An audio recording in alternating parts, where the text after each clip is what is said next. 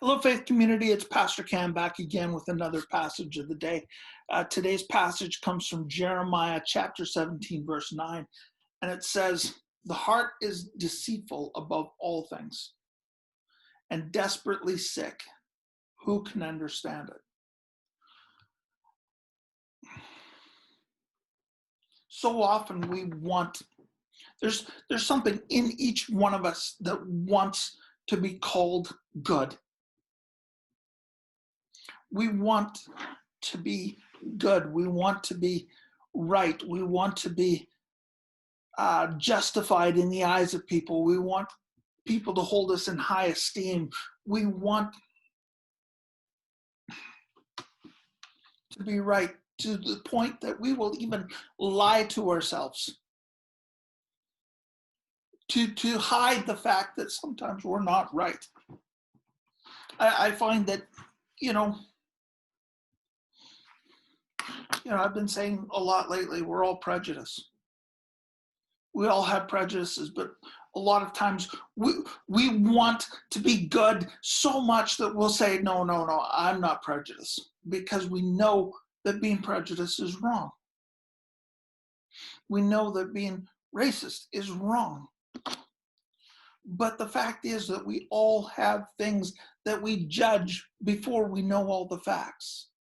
We all have things that we determine to be one way or another before we know everything. We judge people that way. We judge things that way. We are prejudiced.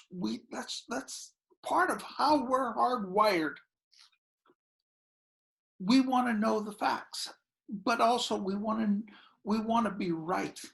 And so therefore we say, those feelings I feel, those are based on facts. Those aren't prejudiced. I'm not prejudiced. I'm good.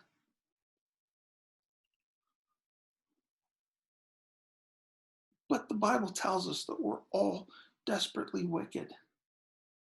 And it's God, the very next verse says that God judges our hearts, and he's going to reward us based on what we do. And it's not just based on what we do, but our motive behind it.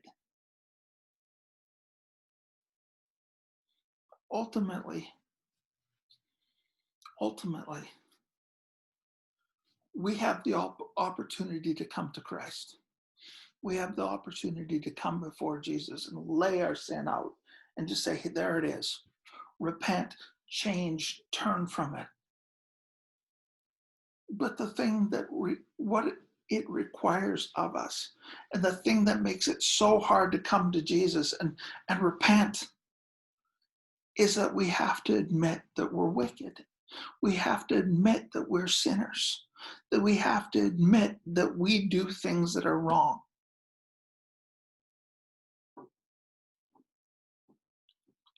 And it's that God that makes things right, not us. It's God that makes things right, not laws, not rituals, not legislation, not electing the right government, not anything else, not protests. It's people turning to God and then acting out of that and changing who we are according to what he is working in us. I know this isn't a popular verse and not one that you probably want to plaster up on your walls, but it's very important for us to understand. I'm a sinner, and I'm in need of grace. But the wonderful part is we serve a God that offers grace for sinners such as me. Thank you, and God bless.